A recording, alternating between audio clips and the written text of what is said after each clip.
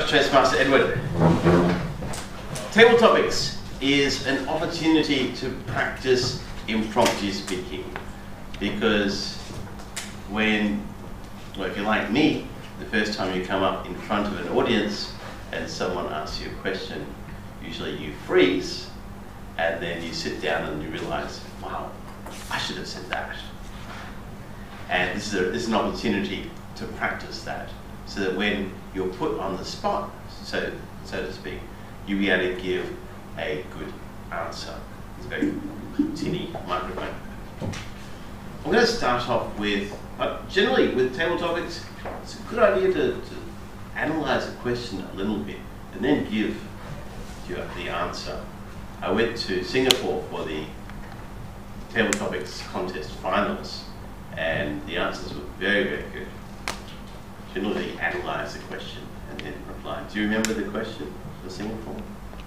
No. Well, the question they asked in Singapore, and this is the first question,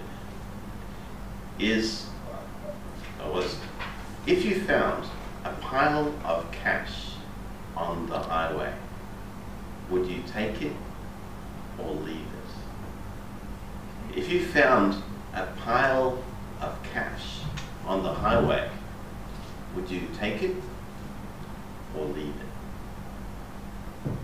Toastmaster Chai.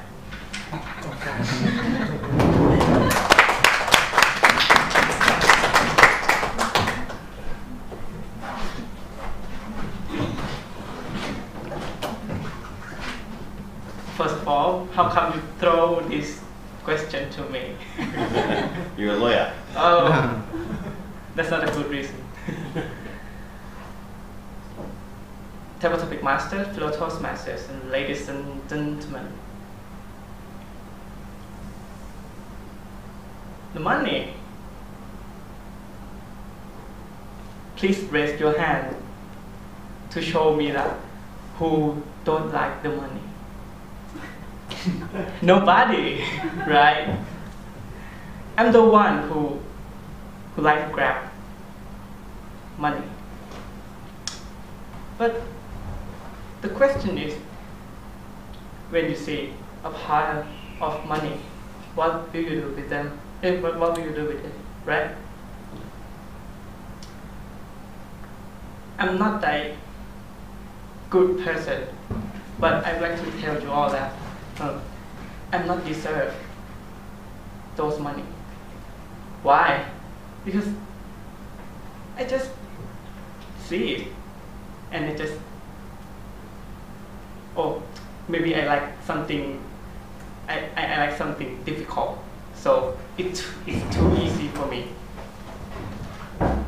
I think I will, but I won't say that I will not grab it. I still like to grab it, but I would like to give the money to others, to someone who need the money, like the temple. I mean, temple in the remote area, they might need some money, or the handicap, like in Genevieve Caulfield Toastmasters Club. They have a good attitude. They like to improve themselves, but they're blind. They're all blind. Even they are Toastmasters like us. All in all, still, I like to grab the money, but I will give away to the one who need it. Back to you.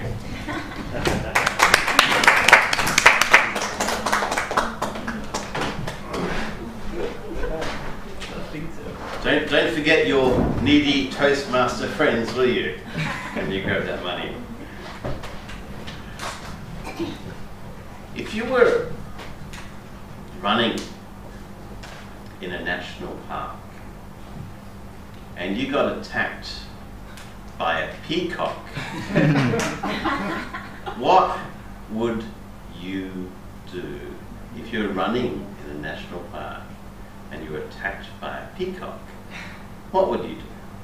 Toastmaster Ken.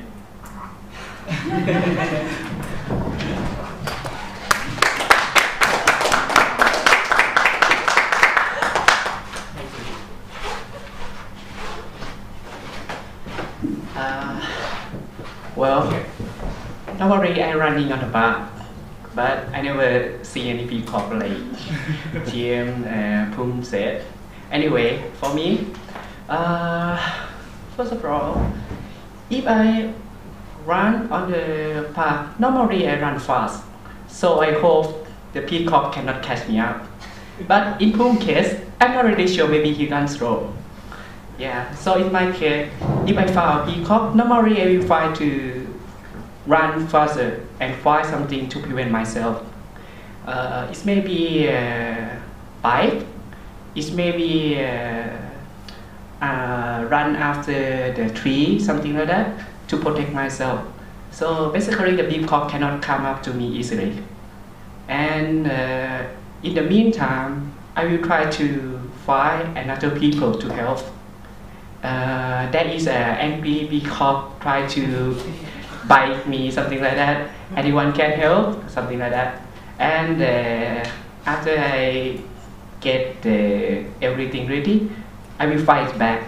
I mean, like, since I have prepared myself, I have the protector, I have everything. I have like concentrate about the thing, the situation. So everything should be fine. Actually, it's not a peacock, not just a peacock. It's maybe a tiger. It's maybe everything, you know.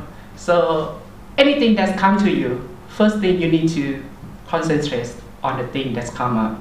Need to evaluate the situation and need to make sure that everything under control, and then you can do the other thing after that. Anyway, if I got bite already, I will go to the hospital.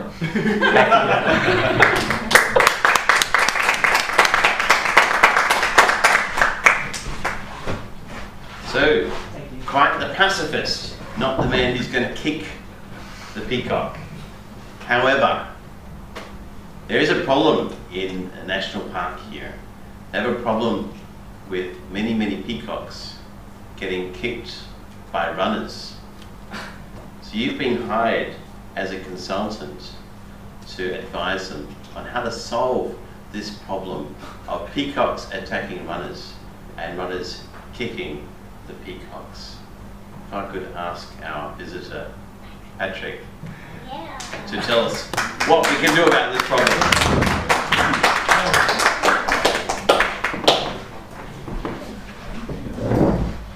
You have 2 minutes to solve the problem. President J, distinguished Toastmaster all, and my fellow visitors. Please don't start the meter because I was not formally introduced myself. I think Toastmaster Edwin missed me out. So please don't start the meter. In fact, I am very delighted to be here this evening, invited by Margaret. And Margaret always very enthusiastic and inviting me to join all the Toastmaster meetings. And I always say, Margaret, your wish is my command. So I'm again very happy to be here this evening, witness such a fine event. Now, in responding to that very difficult questions, because as I say, I think first of all, I will try to say that you shouldn't have any peacock. To start off, it's so simple. If you have no peacock, there will be no kicking and no accident and nothing will happen. But besides peacock, no peacock, maybe there are some other animals will be following the nasty, habit, attacking the peoples who are in the park. So I would just simply say, get rid of the peacock. Thank you.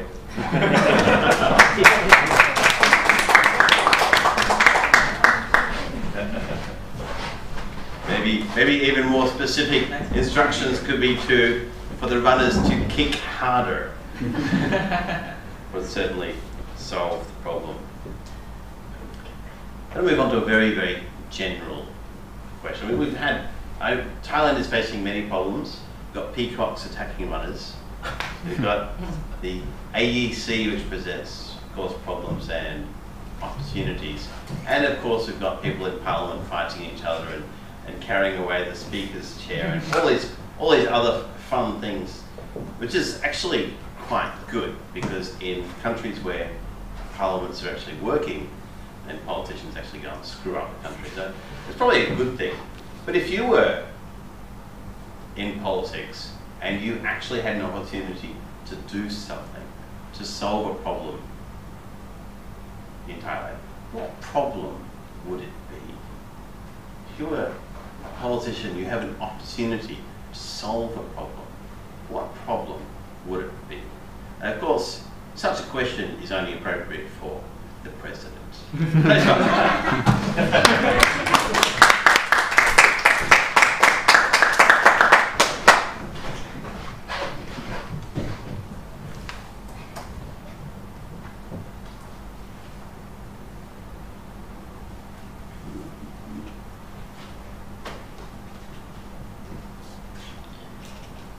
Fellow Toastmaster and a lovely guest. Education is the main problem that I want to attack like a peacock. Why? You will see that in the recent day, the politicians try to show some kind of wrong method to solve the problem. The problem should not be solved by violence. This is very important because if you become satisfied in the result, but the result comes from the wrong method, that result in the long run will be completely nullified and you will get nothing. So if you want to get the perfect result, make sure that you will get the right result. And how you know the right result? Try to educate them in the long run. The education system in the Thailand is the worst system in this world. The teachers try to let students memorize everything, and what they get nothing. The memory that they try to remember is just a short-term memory, not the long run. And what they get nothing. So they don't know how to think in the right way. That is a very serious problem. And if I were Prime Minister, I will be the peacock to attack this problem. Thank you.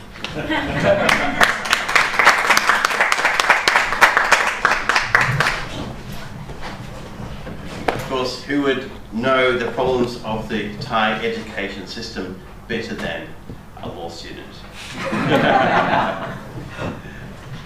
Of course, we've been talking about problems, but let's not be so negative. Thailand has a lot of advantages, and especially over the regions, there's opportunities as well as threats. But what is Thailand's biggest opportunity compared to, for example, China? What is Thailand's biggest opportunity or biggest advantage compared to China? And Edward knows I'm picking him, so you can come up here. Toastmasters.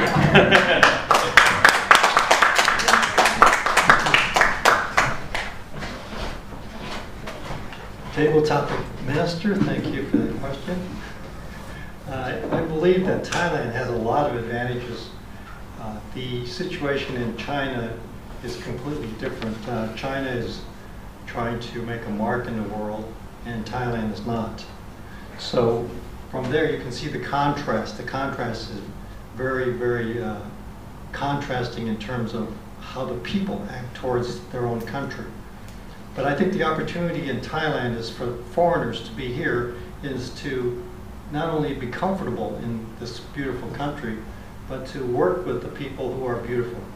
The people here are very humble, very sociable. They're very open to foreigners. I know that I've been to China, and I noticed that they have an attitude which is very anti-foreigner.